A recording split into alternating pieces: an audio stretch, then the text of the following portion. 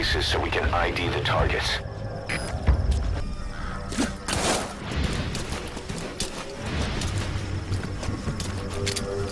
The big boss is back. Sneak in, take out guards, reach mission destination, sneak out, or Rambo some up.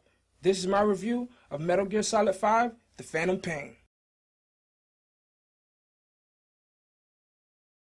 After paying nearly next to nothing for Metal Gear Solid The Phantom Pain, I still find myself sinking hours into this game, from planning my next move, strategically making items and weapons, scoping out enemy bases, and securing and capturing enemy soldiers to join my ever-growing squad, Diamond Dogs. This is by far the most rewarding Metal Gear Solid. In fact, it is the most immersive Metal Gear. For the first time in the Metal Gear series, you don't feel like the Big Boss Solid Snake. You are the Big Boss Solid Snake. And that is something Kojima has been trying to get us to feel for years.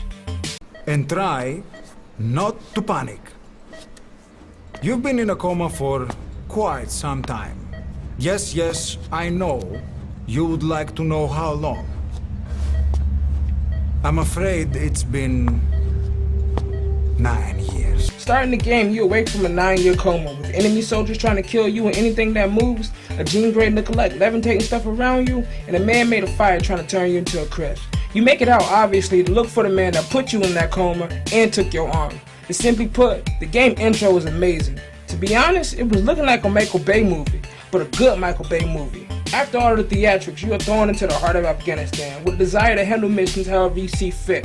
Every little detail is crucial, from the day and night cycles to the guards changing shifts and the weather patterns that are either going to help or hinder the way you carry out your mission. This game will make you take pride in your work and how you handle your mission structure. For example, you want to handle the mission like the original Solid Snake? Go for it. Supply drop complete.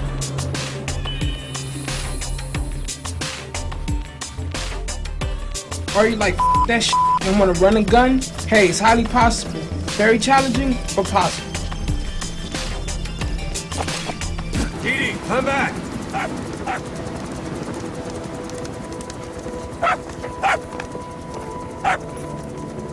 Vince. Here's the dog you brought back. Bit of a troublemaker. Not sure about the breed, though. He'll get bigger? The Fox engine is the best you've ever seen on a Metal Gear. Every little thing is highly detailed, from the Afghanistan sand to Snake's hair flowing in the wind when you call your helicopter to come pick you up. The graphics in this game are downright superb. The development team, they took their time, and you could tell with every single thing that you do. I mean, even the guns are highly detailed in this game.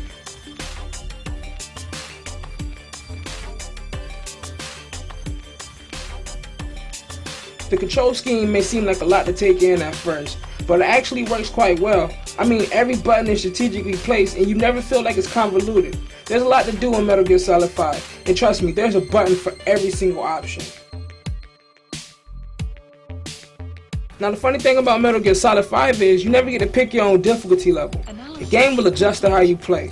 And the guards, they'll equip themselves to your playstyle. If you go in stealthy all the time, they'll hire more guards to the outpost. If you only go in at night, they will get night vision goggles. Always running in and shooting people, they will get better weapons. The guards feel alive, and they're not dumb by a long shot. You cannot play this game and expect it to be the same thing in every mission. The realism is something to be impressed by in Metal Gear Solid 5.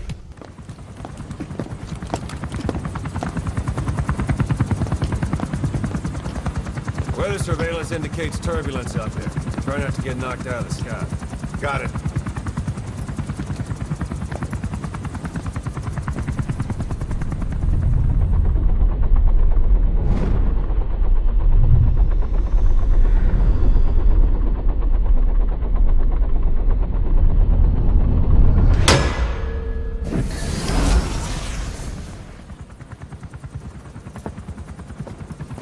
Quiet?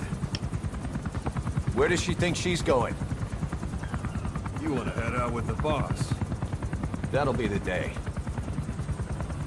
I don't see a problem with it, so long as she's with you. She's a crack shot, damn fine scout. Well suited for a clandestine op, which is more than I can say for the others.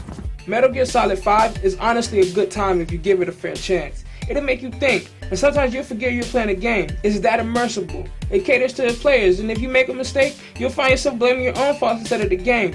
Every time I failed a mission, it was never because of the controls or the difficulty. It was something I'd done or I didn't do properly. It was my fault, and I blamed myself. And you can't find that in any other game.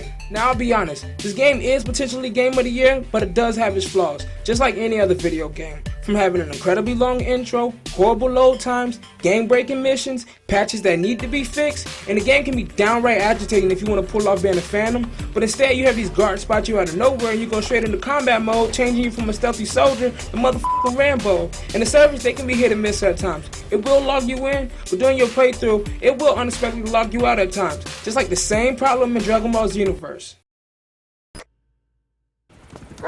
Didi, stay. Didi. Fully trained and ready for action. The rest is up to you. Didi, go!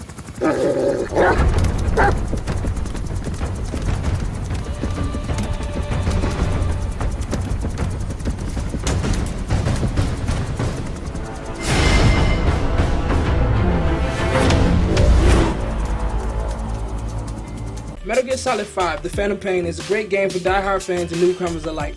Not only should you buy this game, you should recommend it to your friends. With the online mode on the horizon, countless hours of gameplay, you will still be playing this game in 2016. Despite the server issues and the frustrating difficulty, it's a game to add to your collection. It caters to each player's playstyle and will keep you highly entertained. With an excellent story, superb gameplay, great controls, and a lot of content, you will not be disappointed. Go buy this game.